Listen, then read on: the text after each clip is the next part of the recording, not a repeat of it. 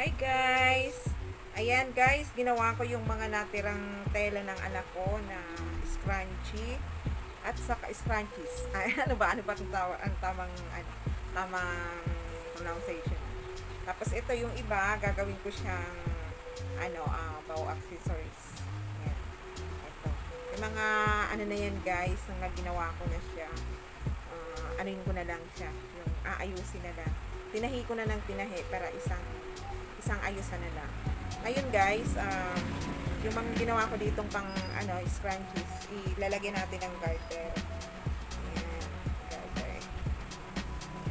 Ang dumi ng aking background.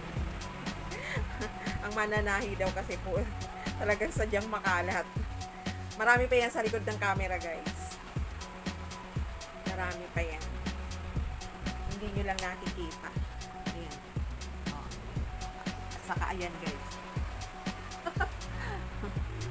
Wala tayong magagawa. Talagang sadyang pag walang tela, walang pera. Ganun yung mananahi. Ayan guys. Dinoble ko na siya kasi medyo maliit yung aking garter para mas matibay. Ang ginawa ko pala na to guys, ang sukat nito is pang regular lang. Ano na nga ito ginawa ko na nga siyang 15 cm, 15-30, ganun. Ayan. Ito nga pala guys, talagang pang to, in-order ko sa Shopee. Akala ko naman guys, mahaba, kasi kung titingnan sa, mga hanggang ganyan, ganito lang pala siya kaliit. Malaki lang sa, sa perdibling yung pinakamalaking perdibling, malaki lang daw ng konti. Ayan, lagyan natin ng ganito. Tapos, mamaya ko na lang siya tatahian.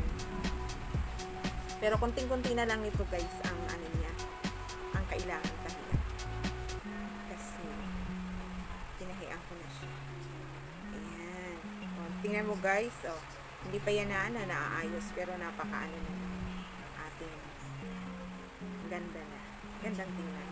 Ayan pa yung ating tatahiin. Diba? Palagay nyo guys, magkano natin pwedeng ibenta yung ganito.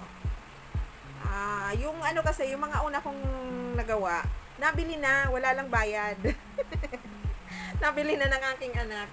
Mga sinuot na ng aking anak. Kaya kaysa naman bumili pa tayo sa labas. At least dito. Ayan pati itong mga lagayan na to, tira to ng anak ko. Sabi ko nga, kung ako matyagang manahe, mas matyaga pala yung anak ko. Grabe talaga. Sabi ko hindi ko kaya yung yung ginawa niya dati. Kasi dati, ang ginagawa ng anak ko, yung halimbawa, yung tatabasin niya na, yung katulad dito, tatabasin niya na. Tapos ihihintay niya yan sa akin kung kailan ako magka-time o magkaroon ng magka-mood na manahe. So, ihihintay niya yan sa akin para matahi ko. Ano pa yan, yung magluluto pa yan ng masarap para manahin ko siya ng scrunchie niya. Hindi, pero ganun talaga yung anak ko. Yung pangalawa kong anak, nung hindi pa siya nagtatrabaho, kagagraduate niya lang sa college. Ganun ito yung naging naging negosyo niya bukod sa ukay. Dumaan kasi diba yung yung pandemic pati. Kaya ito yung yan. Tapos, eto pa guys, mayroon pa siyang, ganito pa yung, niya, marami pa rin siya dyan, yung mga headband na lalagyan ng mga yung ganito. Gaano katyaga yan, linalagyan niya pa yan ng mga glue. Pag sa akin, na iparibasa, syempre yung, sanay ako na yung malalaki yung tinatahi ko, yung katulad ng set cover. Kasi pag nakatapos ka ng isang set cover, yung, kumbaga, yung kita mo, more than 500 agad. Ito, talaga, tingin nyo guys, kano ito ngayon. Ako nga hindi ko rin alam kung kasi hindi naman, si Bunso kasi kung yung mga naan dyan, yun lang yung mga ginagamit niya, hindi siya yung, katulad nung yung ibang bata na, pag nakakita ng mga, kung mga paninda sa labas, bili ng bili, hindi naman siya ganun. Ang pinapabili niya lang talaga sa amin, madalas, pang makeup, kasi, yun kailangan niya sa sa pagsasayaw. Yung mga damit niya naman, lang, yung mga lang diyan, yung mga dating damit ng mga ating niya. Kaya nagigitla na lang yung mga ating niya, putol na pa yung mga damit diyan. Kaya pagka hindi na nila nakita at nakita nilang putol na, alam na this. Ayan guys, tingnan mo kung gaano kaganda, pagka Aayusin ko yan para kung ano, yung maisipan, may display dyan. Yung mga ano din, yung marami pa ito guys, marami pang tela na ano, na gagawin. Ito, mga ano ko na, natahi ko na ito. Oh. Bali, lalagyan ko na lang to ng garter, tapos tatahin, syempre yung pinakadulo. Yung ganito. Yan. Tag-upan.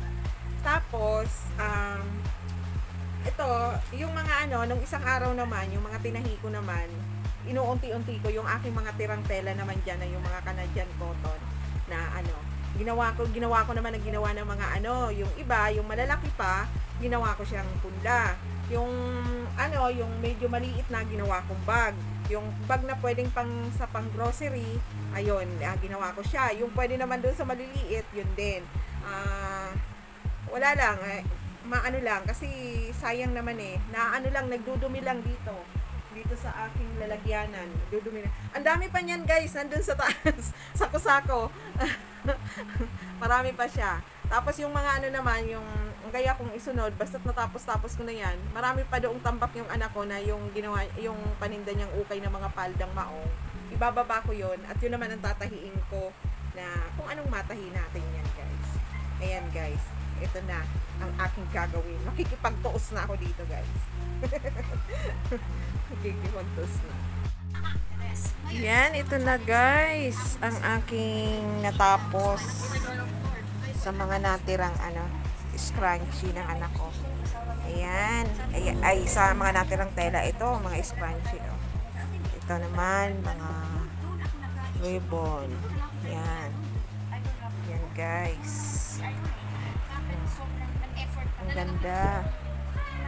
Ang ganda nito guys, oh. Oh.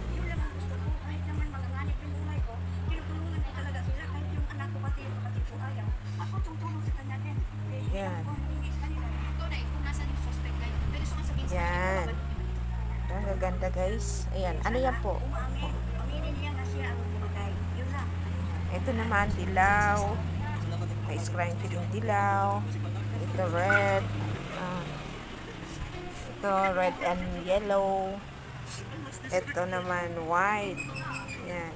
Yung isa nito, ginamit na ng anak ko. Yan. Ito ang gustong-gusto ko dito. Pati yung kulay niya. Saka yung pink. Ito pa guys. Ganda. Diba? Nakaka-happy. Ayan guys, hindi ko na sa inyo pinakita yung paggawa ko kasi baka mapagod pa kayo. Ako na lang yung ano, yung mapagod. Kaya pinakita ko na lang sa inyo ng buo na. Ayan.